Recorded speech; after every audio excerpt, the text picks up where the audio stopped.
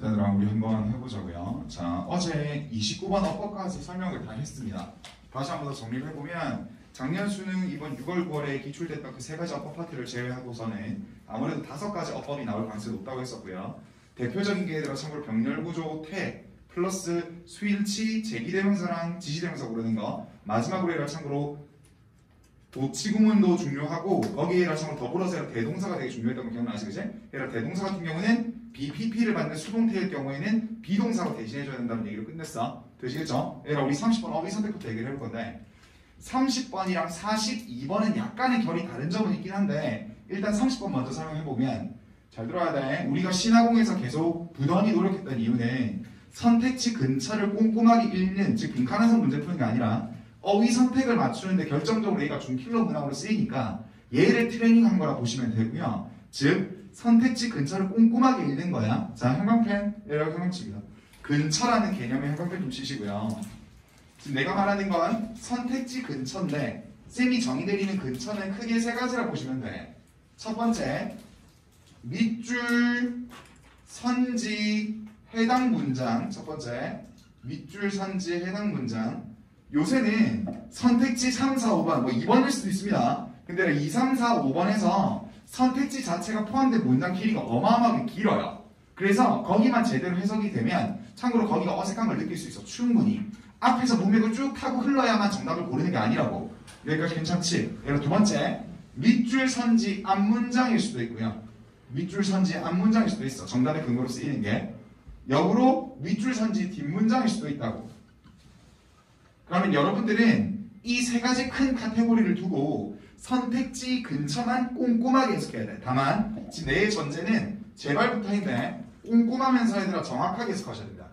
거의 문장 분석 수준까지 해석을 하셔야 돼. 대충 나이브하게 뭐 대충 이런 그림가 바라고 해석으로 들이미는 게 아니고요. 아주 꼼꼼하게 해석을 해야 여기 어색한 게 느껴져. 되시겠지? 플러스 우리 이건 모르겠어. 밑줄 선지 해당 문장 같은 경우는 그 독립된 한 문장 속이 좀 기니까 여기만 제대로 해서 풀릴 텐데 2번과 3번의 형광펜을 묶어볼까요? 얘 같은 경우는 해당 문장의 시작에 연결사를 확인하는 게 필요합니다. 뭔 말이냐면 자 임의로 얘들아 그림을 그려볼게. 이렇게 지문이 이렇게 있어. 올 수능의 정답이 예를 들어 4번 어휘가 틀렸대. 그러면 이 어휘가 틀린 걸 찾으려면 4번이 포함된 문장이 이렇게 있는데 그 문장 시작이 however로 시작을 했던 거야. 그러면 당연히 앞에 있는 문장을 반대로 틀어버리면 정답이 되겠지. 그치? 방향성이 달라진다는 얘기야. 즉 연결사 같은 거를 그냥 똑같이 얘들아 바라보시면 안 되고 무조건 체크를 하셔야 됩니다. 플러스 그럼 하나만 더. 연결사를 확인한다는 얘기는 크게 두 가지로 나뉘는데요. 역접과 순접으로 나뉩니다. 이렇게 쓰시고 역접은 쌤이 그냥 불러줄 테니까 너를 쭉 쓰는 거야. 역접은 당연히 but, yet, however 이런 3인방을 필두로 쓴 거겠죠. 그죠? nonetheless, nevertheless 같은 경우는 솔직히 어휘 선택이 거의 안 나와. 평가원 기준이 2018년도 이후에 단 한 번도 나왔던 적이 없어요. 되시겠지? 그냥 but, yet, however 그 대표적인 3인방 의식을 하시고요. 순접이 좀 개수가 많아요. 그 결과, 결과적으로, 그러므로 라고 하는 as a result, consequence, consequently도 괜찮고요. 부사로. 그래도 뭐 in addition이라든지 게다가 더욱이도 괜찮아. what's more, furthermore, besides 다 됩니다. 이런 류가 얘들아 순접이야. 근데 이걸 굳이 안 써도 되는 게 뒤에 연결사의 문장 삽입 파트에 다 표로 정리를 해놨어. 되시겠지? 그러니까 얘들아 내가 하고 싶은 얘기는 연결사의 뉘앙스에 따라서 얘들아 여러분들이 정답을 고르는 것도 필요해. 혹은 이럴 수도 있다는 얘기야. 여기 올 수능의 정답이 4번이 틀렸어. 참고로 어휘 선택 같은 경우는 너희가 홀수형에 걸리든 짝수형에 걸리든 문제는 똑같이 형태가 구성됩니다. 왜냐면 순서를 섞을 수가 없잖아. 지문에 그대로 흘러가는 대로 선택지가 날 거니까. 나 무슨 얘기를 싶냐면 뒷문장이 얘들아 예를 들어서 여기가 in other words였어. in other words였어. 내가 in other words는 많이 쉬었기 때문에 충분히 평가원이 활용할 수 있다 했어. 그러면 이 문장과 결이 똑같을 거라고요. 되시겠지? 그러니까 그 뒷문장만 보고 얘들아 얘가 맞는 결로 가고 있는지만 확인하시면 돼. 되시겠죠? 그러니까 얘들아 쫄지 말자. 30번 어휘 선택 충분히 맞출 수 있습니다. 3점 문항으로 가르칠 가능성이 높은데요. 얘 같은 경우는 후반부 선택지, 특히나 2번은 약간 1번은 무조건 아니야. 1번 정답 치시면 안 돼요. 아무리 1번 갖다 넣으시면 안 돼. 1번 그냥 넘겨버린 거야. 해석하시면 안 되고요. 2번, 3번, 4번, 5번 특히나 2번도 살짝 아니라 가볍게 그냥 넘겨주는 게 필요하고 3, 4, 5번의 선택지를 근처를 꼼꼼하게 해석해서 분명히 정답의 근거를 찾으세요. 되시겠지? 앞에서도 쭉 타고 그럴 필요 없어. 자, 뒤로 넘길게. 우리 빈칸 한성 얘기를 좀 보겠습니다.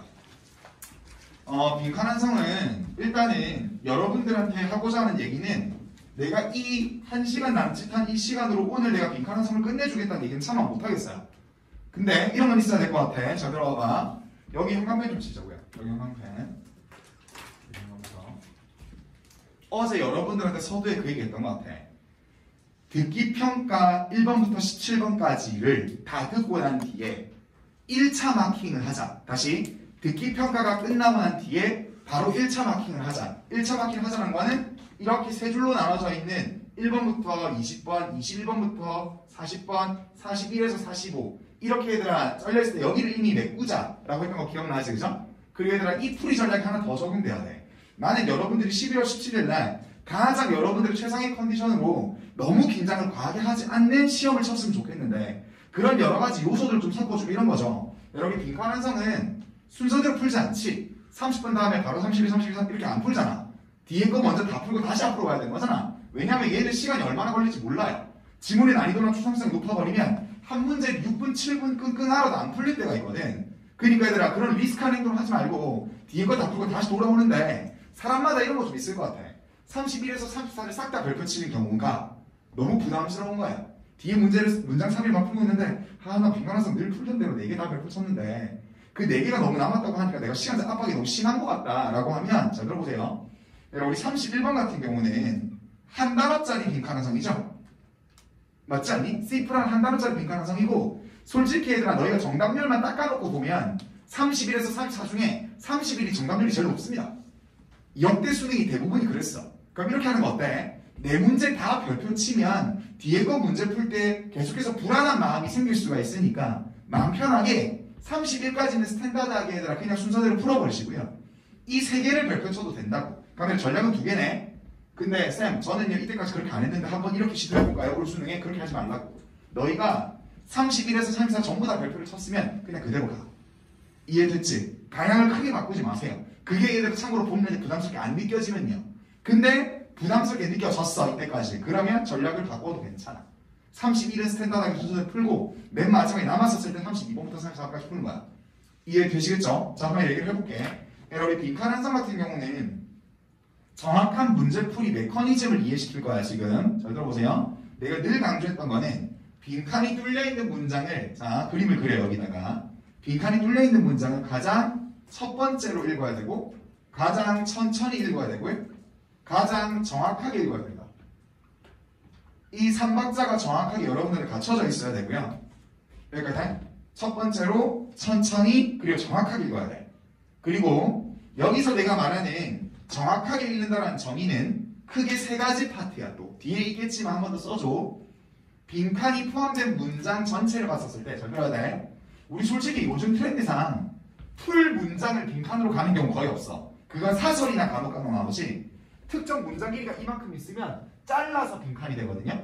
문제 풀어봐서 알잖아, 그죠? 문장 전체를 통으로 빈칸하는 경우가 없거든.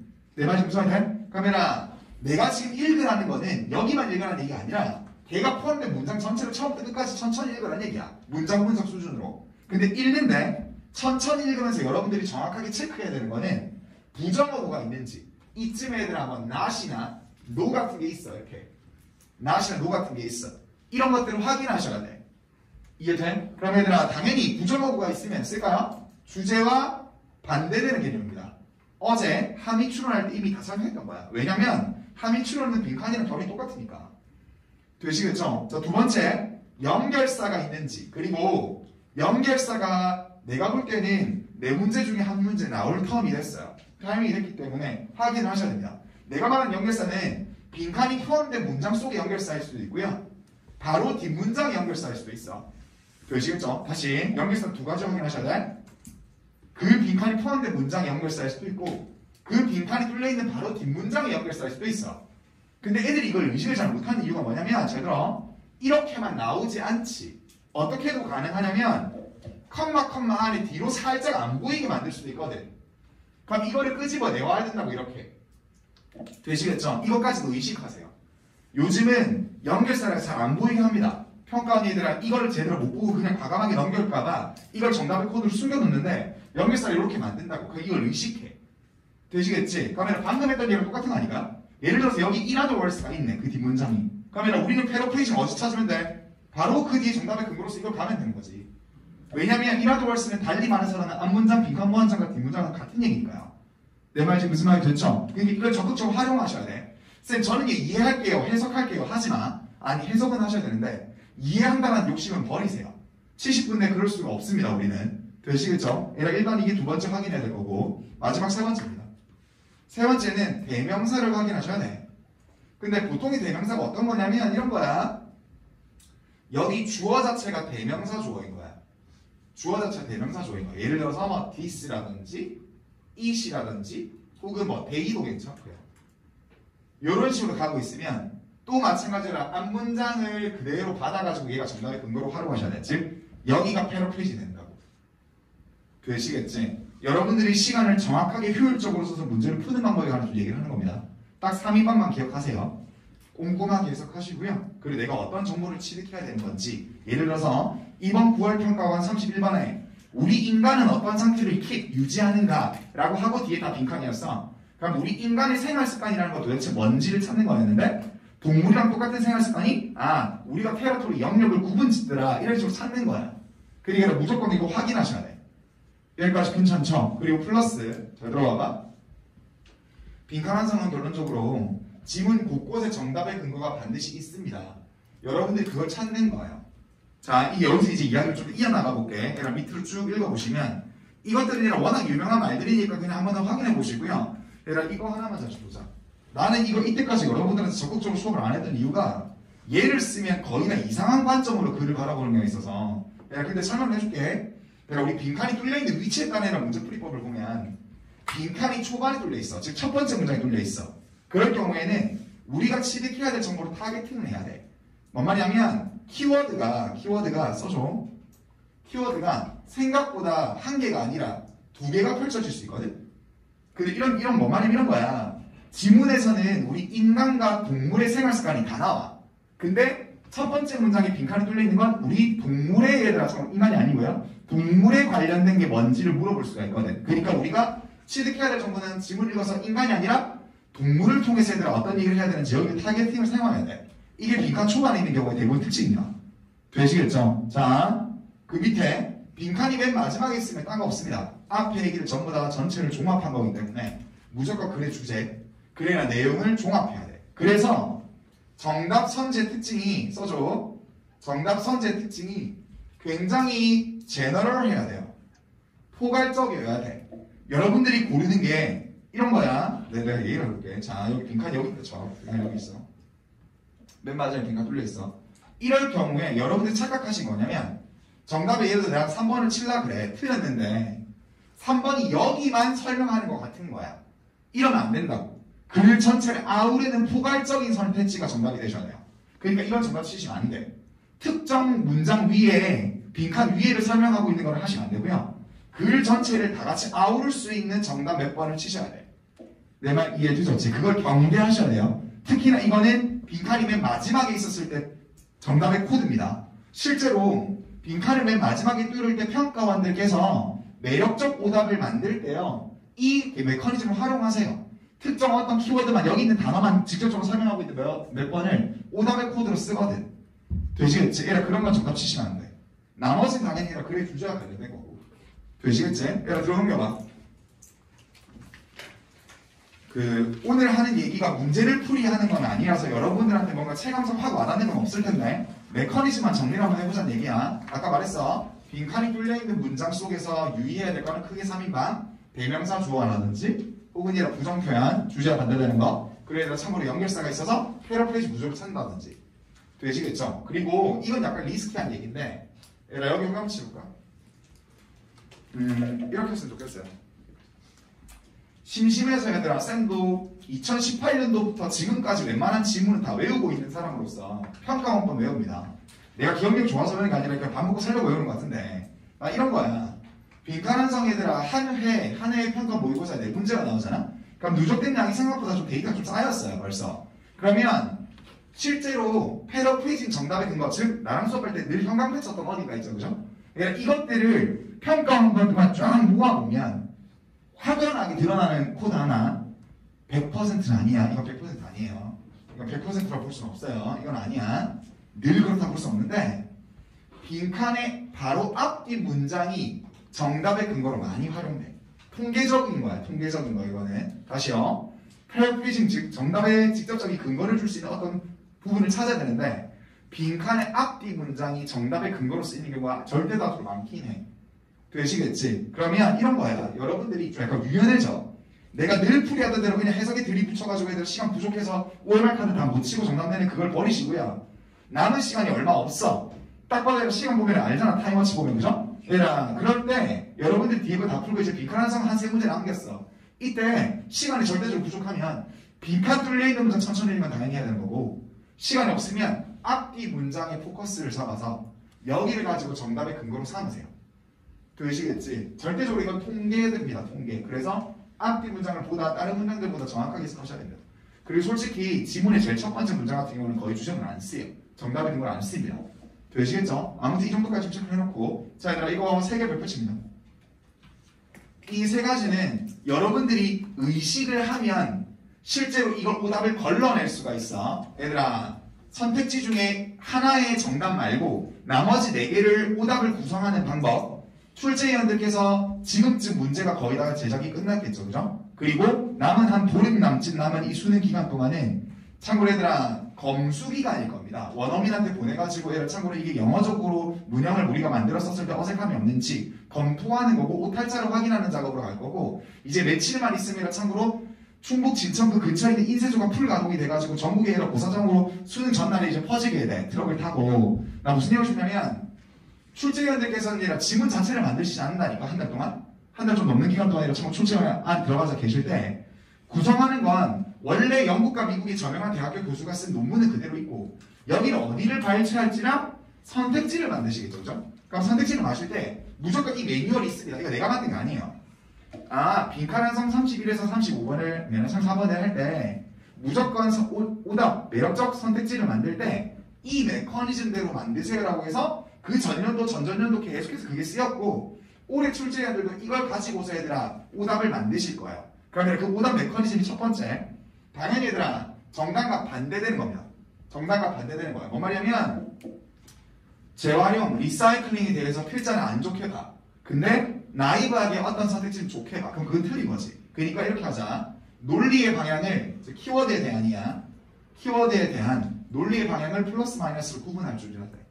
그래서 웬만하면 선지는 플러스 마이너스를 해석해보는 게 시간 여력이 된다면 반드시 해야 되는 일이고요. 그리고 2번이 은근 여러분들이 놓치는 부분인데 이런 거야. 내가 이렇게 해볼게. 이렇게 지문이 이렇게 있어. 그러니까 1번부터 이렇게 5번 선택지 있고 빈칸이 어디가 뚫려 있고요. 내가 정답을 4번 하기로 마음 먹었어. 올 수능에 뭐 빈칸 완성 33번에 난 4번 해야지 라는 마음을 먹었는데 4번이 다 좋은데 여기 지문과 닮아 있는 것 같고 패러프레이즈 근거인 것 같은데 이 단어 하나가 좀 애매한 거야. 다른 건 다 괜찮아. 이건 다 괜찮은데 여기 하나만 좀 애매해. 그러면 잘 들어야 돼. 이걸 뭉개서 이게 맞겠지 하시면 안 돼요. 얘 틀린 겁니다. 여러분들이 이걸 적극적으로 활용하셔야 돼. 다시 내가 빈칸 완성 문제 풀다가 이건 얘랑 별로 어려운 작업이 아니잖아. 한 단어가 얘들아 참고로 지문에서 약간 좀 벗어나 있는 것 같아. 특정 한 단어만. 이해돼? 그러면 그건 틀린 거야. 이걸 뭉개서 그냥 나머지가 맞으니까 얘 정답 쳐야지 아닐 거야. 되시겠죠? 왜냐면 한 단어를 따로 노는 경우라고 하는 오답을 만드세요 원래. 그러니까 당연히 얘들아 정확한 체크가 필요합니다. 근데 이건 난이도를 극도로 올렸었을 때 이런 선택지가 구성될 수 있는데요. 한 단어가 애매하면 다시 글을 보셔야 돼요. 다른 선택지를 고려하셔야 돼요. 되시겠지? 이게 두 번째 메커니즘이고 세 번째는 얘들아 대다수가 얘입니다. 전혀 지문과 다른 얘기하는 거야. 이해돼? 참고로 뭐 천체 관측하는 얘기가 나와 있는데 갑자기 우리 인간 생태가 얘기가 나온다든지 환경보호가 나온다든지 이런 얘기하는 거 아니라 전혀 다른 얘기야. 그러니까 내가 부탁 하나 할게. 그냥 딴 거 필요 없어. 제발 오버하지 마세요. 텍스트에 있는 단어들을 조합해가지고 멀리까지 이야기를 가지 마시라고요. 무조건 우리는 사실적 이해가 바탕이 됩니다. 늘 강조하는 표현이죠. 그죠? 그렇게 해서 얘가 참고로 빈칸을 쳐줘. 되시겠지? 자, 그러면 이제 심플하게 다시 얘기를 마무리 지을게. 이게 이제 빈칸 완성의 마지막 얘기인데 얘가 빈칸 완성의 정답의 코드는 크게 두 가지입니다. 크게 두 가지인데 잘 들어. 얘가 이게 메인이야. 이게 메인입니다. 이게 메인이고 밑에 있는 건 최후의 보루야. 이렇게 해야 돼. 애들이 이상하게 빈칸 완성은 내가 원래 자신이 없는 지문이니까 선택지를 막 열심히 읽어서 애들아 정답을 고르려고 하는 건 시간이 절대적으로 마지막에 부족했었을 때 하는 행위지 이걸 1번으로 채택하면 안 돼. 이해해 주셨죠? 잘 들어보세요. 패러프레이징을 했었을 때 유사 단어로 바꿔 쓰는 게 메인이라고요. 그러니까 얘들아 이건 어찌 보면 지문에 집중하는 거고요. 이건 지문에 집중하는 거고 1번은 당연히 얘들아 그렇게 해서 난 지문에 마음대로 집중했는데 내 해석 능력이 딸리고 어휘 모르는 게 너무 많고 구문의 복잡성이 평소보다 크게 느껴지면 그러면 얘들아 당연히 이건 선지에 집중하는 거야. 근데 순서를 지켜줬으면 좋겠어. 누가 말해도 1번을 가장 중요시 여겨야 돼. 그리고도 안 된다 치면 얘까지도 생각을 하세요. 내 말 이해됐지? 그리고 플러스 자 이거 잠시만 빼줘. 우리 이런 거 있지 않을까요? 자 1번부터 5번까지 이렇게 선택지가 있다. 선지에 집중하는 거 얘기해줄게. 애들이 빈칸 완성 문제를 좀 많이 풀어본 친구들의 공통적 경험 중에 이거 있어. 쌤 저요 2번과 3번을 겁나 고민했습니다. 근데 빈칸 완성은 그래. 잘 들어봐봐. 순서 삽입 같은 경우는 쌤 2번과 3번을 엄청 고민했는데 저가 2번 찍었더니 정답이 3번이었어라니 아깝게 틀림이 이해가 되거든. 근데 빈칸은 많이 보는 친구는 내 말에 공감이 될걸? 쌤 2번, 3번 엄청 고민하다가 저는 2번 쳐서 당연히 틀려서 3번인 줄 알았는데 엉뚱한 5번이던데요? 이런 경우 되게 많아. 이게 원래 빈칸 완성이 원래 그래. 너희가 이 두 개를 엄청 고민했다는 얘기는 이 두 개의 이야기가 같다는 얘기거든요. 그러면 같이 소거돼야 됩니다. 이해됐지? 애매하게 한 끗 차이로 구분하는 게 빈칸은 아니야. 내 말 이해돼? 너희는 이런 방향성이 같은 거를 고민하신 거야. 즉 방향성이 아예 정반대로 틀어져 있는 다른 선택지를 정답에 치셔야 돼요. 내 말 이해됐죠? 나 다시 이야기할게. 선택지를 판별하는 거 당연히 하셔야 됩니다. 플러스 마이너스 나누는 것도 좋다 이거야. 거기 플러스 비스무리한 얘기를 하고 있는 그 두 개를 고민하고 있다면 둘 다 오답이에요. 됐죠? 그러니까 얘들아 달리 방향성을 바라보는 어떤 선택지를 정답을 고르세요. 이걸 의식하고 들어가죠. 제발. 이거 두 개 고민하고 있지 말라고. 되시겠죠? 쓸데없는 시간 허비하는 거야. 여기까지 괜찮지? 자, 이렇게까지 하고 빈칸 얘기를 끝내고 우리 무관한 문장 얘기를 좀 해볼 건데 우리 무관한 문장 같은 경우는 여기에다 박스를 좀 쳐줘. 어디에 박스를 치냐면 여기 박스 칩니다. 둘 중에 하나입니다. 무조건 올 수능도 어김없이 35번 같은 경우는 1번 코드 아니면 2번 코드로서 무관한 문장, 주제와 무관한 문장이 정답일 텐데 일단 이렇게 한번 해보자고요. 자, 보세요. 다시 메커니즘을 그림을 그려줘. 옆에 사이드 공간 비잖아. 무관한 문장 같은 경우는 글의 초중반부에 1번부터 넘버링 이렇게 문장 전체가 넘버링이 되어 있어.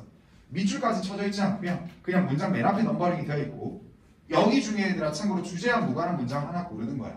압도적 통계상 3, 4번이 많습니다. 얘 같은 경우는 거의 3, 4번에 갑니다. 1번과 5번은 거의 없고요. 2, 3, 4번인데도 그 중에서 3, 4번이 꽂혀있는 유형일 수밖에 없는데 얘들아 이 무관한 문장 같은 경우는 이렇게 보셔야 돼요. 여러분들이 여기 어딘가 중에 하나를 정답을 고르는 게임이라 바라보면 안 돼. 그건 아주 잘못된 코드고요. 여기를 정확하게 읽어야 돼. 첫 번째 문장을 정확하게 읽어야 돼. 거의 얘들아 무관한 문장은 90% 이상 두 갈씩 그리거든요. 두 갈씩 그립니다. 두 갈씩을. 즉 머리 듣자 제일 초반 첫 번째 문장에 주제문을 두고 그걸 뒷받침하는 쓰는 사례라든지 예시를 뒤에 쭉 연결하는 두 갈씩 글이 압도적으로 많습니다. 내가 얘들아 그 통계를 따지지 않아도 거의 무관한 문장 거의 다 그렇다 보면 돼. 내 말 이해됐지? 그러면 쌤, 이 첫 번째 문장이 거의 주제문이란 말씀이시네요? 맞아요. 근데 첫 번째 문장이 난이도 높은 걸 쌤, 저 어떻게 해야 돼요? 그럴 때는 욕심 부리지 말고요. 키워드라도 잡으세요. 주제 전체가 깔끔하게 해석이 안 되면 키워드라도 잡아. 이게 가장 중요한 행위가 돼야 돼. 내가 보이죠, 그죠? 키워드 잡을 것. 그거는 선택지 1번이 아니라 1번 앞에서 잡아야 한다는 얘기야. 1번이 아니라 1번 앞에서 잡아야 돼. 되시겠죠? 그러면 잘 들어야 돼. 누가 뭐래도 속담 격언에 관한 얘기를 해. 속담 격언에 관한 얘기를 해. 근데 올 수능의 정답 예를 들어 3번이었어. 근데 여기 속담 격언이 아니라 갑자기 스포츠 얘기를 하고 있네? 그럼 틀린 거죠. 첫 번째는 나이브가 되게 쉬운 겁니다. 키워드가 다른 경우야. 이건 얘랑 되게 쉬워. 근데 쌤 쉬운 거 안 나오나요? 라고 할 수 없어. 쉬운 것도 간혹가다 나옵니다. 뭐 말이냐면 평가원이 얘들아 머리를 싸매고 출제위원들께서 고심하시는 건 전체적인 시험의 밸런스지 각 문항을 다 어렵게 내겠다는 건 아니거든요. 예를 들어서 이번에 빈칸이라든지 데이트론 파트라든지 21번 함이라든지 순서 삽입을 난이도를 많이 올렸으면 이런 유형들을 좀 밸런스를 맞춰서 좀 떨어뜨린다고. 내 말 이해됐지? 얘도 충분히 나올 수도 있어. 즉 키워드가 달리 돌고 있는 걸 정답을 치시면 돼. 별로 어려운 거 아니잖아, 그죠? 근데 유의해야 될 건이라 이 두 번째입니다. 두 번째 유의하셔야 돼요. 즉 속담 격언이라는 키워드를 다 들고 있는 거야. 1번 도움에 다 들고 있어. 그러니까 키워드로는 다 맞는 것 같은 거야. 이때는 여러분들이 그 키워드에 대한 얘들아 필자의 방향성을 따지셔야 돼. 속담 격언이라는 게 우리 인생에서 도움이 된다 혹은 도움이 되지 않는다, 이거를 구분해서 보셔야 돼. 그리고 필자는 얘가 키워드에 대해서 되게 안 좋게 봐. 속담 격언이라는 게 현실에서 맞지 않다, 너무 참고로 아카데믹하게 하는 조언이고 실제 생활에 적용되지 않는다, 실용적이지 않다 라는 얘기를 던졌어. 그리고 얘가 다 도움이 안 된대. 근데 얘 혼자 얘들아 그게 되게 삶에서 도움이 된대. 얘가 지금 내가 말하고 있는 건 실제로 기출됐던 소재를 말하는 겁니다. 그럼 얘가 정답이 3번인 거죠. 이해되셨죠? 얘가 방향성을 체크해 보셔야 돼요. 여기까지 됐지? 자, 여기서 하나만 더 추가하자. 하나 더 추가. 즉 주제와 무관한 문장의 요즘 평가원이 내는 틀린 문장의 특징은, 문장 형태의 특징은 굉장히 읽을 때 정답 말하는 거야. 원론적이에요. 자, 이 말을 써주세요. 얘들아, 우리 아까 고급스러운 어휘를 써서 미안한데 이거 외에는 대체할 수 있는 표현이 없어서 그래. 요즘 무관한 문장 평가원이 내는, 이거 완전히 다른 문장인 얘를 끼워 넣었을 거잖아, 그죠? 키워드를 녹여가지고. 얘들아, 이 문장의 특징은 원론적이야. 쌤, 원론적이라는 게 뭔 말이에요? 왠지 지문상 초반에 있어야 될 것 같은 애야. 이런 거지. 우리는 인생을 이렇게 살아야 바람직하다. 갑자기 얘들아, 경제학은 이렇게 도움이 된다. 즉 여기 써서 뒤에 어떤 식으로 도움이 되고 어떤 식으로 바람직한지 이야기를 다시 펼쳐야 될 것 같은데 얘를 엿다 쓴 거야. 글이 이미 많이 진행된 사실 쓴 거야. 이해돼? 그러니까 얘들아 잘 들어. 내가 분명히 지금 말하는 걸 시험장에서 느낄 수 있습니다. 내가 선택지 3번을 잘 읽어나가다가 이 문장이 너무 원론적이야. 너무 얘들아 글 초반에 써야 되는 표현을 글 중반 이상까지 왔었을 때 여기 쓰는 거야. 그럼 그게 틀린 거야. 내 말 이해되셨지? 얘들아 이거 하나만 좀 안고 가줘. 통계를 보니까 평가원이 대부분 요즘 활용하는 문장들이 대부분 이렇더라고. 그리고 하나 더. 이거 약간 좀 위험한 발언이긴 한데 오히려 무관한 문장은 원론적이면서 하면서도요 문형의 난이도가요 낮아요. 문형의 난이도가 낮습니다. 엄청 얘들아 뭐 분사구문을 써가지고 얘들아 되게 복잡하고 수식어구를 되게 많이 두고 그게 아니고 머리 빡빡 꽂혀. 그러니까 얘들아 여러분들한테 잘 해석이 되니까 왠지 자연스럽게 같다는 느낌 주나 봐. 근데 그거 아니야. 되시겠지? 이 두 가지 특징이 얘들아 요즘 트렌디한 겁니다. 정답 코드의 트렌디가. 되시겠죠? 문장 난이도가 되게 좀 쉽고요. 그리고 그 쉬운 게 글 초반에 있어야지 바람직한 문장이 애매한 중후반에 있는 느낌. 되시겠죠? 이거 하나만 좀 감안을 해줘. 그리고 별로 어려운 거 없어요. 그리고 하나 더. 이거는 그 검산이라고 하는 이 부분은 글쎄 보통 쓸 수 있는 친구들이 영어를 압도적으로 잘하는 거의 보통 모의고사 치면 95점 이상은 항상 늘 나오는 한 개 아니면 안 틀리는 이런 친구들은 얘들아 여러 개 되면 한번 해보세요. 뭔 말이냐면 잘 들어. 내가 읽어 나갔어. 동관쌤 말대로 키워드를 여기서 잡아가지고 쭉 읽어 나갔는데 키워드가 달리 돌고 있네. 여기서 3번이 달리 돌고 있어. 그러면 3번이랑 확언이 됐어. 그러면 굳이 이걸 읽는 게 얘들아 시간이 아깝거든요. 맞지 않니? 그럼 얘들아 근데 이걸 또 안 읽자고 하니 좀 그렇고 얘가 맞다라는 즉 정답으로 고르려고 하는 어떤 근거를 세우려고 하면 이런 거죠. 3번 문장은 원래 이 지문에는 없던 문장을 중간에 끼워 넣은 거니까 2번과 4번은 원래 자연스럽게 이어지는 문장인 거지. 그러니까 검산이 뭐냐면 5번까지 읽을 필요 없고요. 5번은 스킵해보면 되는 거고요. 이해돼? 2번과 4번 뒷문장이 자연스럽게 연결되는지 확인해서 문맥상지 매끄럽게 이어지네? 3번을 빼는 게 맞겠구나라는 걸 느끼셔도 괜찮아요. 근데 이거는 시간적 여력이 될 때만 해주세요. 이해되셨죠? 얘가 나머지를 한번 쭉 한번 읽어주시고요. 되겠지? 얘가 들어온겨. 자, 얘가 이거는 한번 읽어줘. 이건 반드시 한번 읽어봐야 됩니다. 그리고 내가 만든 텍스트가 아니라는 거 느끼보시죠? 한국교육과정평가원이 PDF 파일로 카이스 사이트에 올려놓은 겁니다. 얘들아 이거 읽어보시면 동건쌤이 이때까지 수업을 할 때 순서 삽입을 풀이할 때 여기 있는 용어들을 너희한테 간접적으로 많이 썼을 거예요. 되시겠지? 한번 읽어봐야 되더라. 나 칠판줄 동안.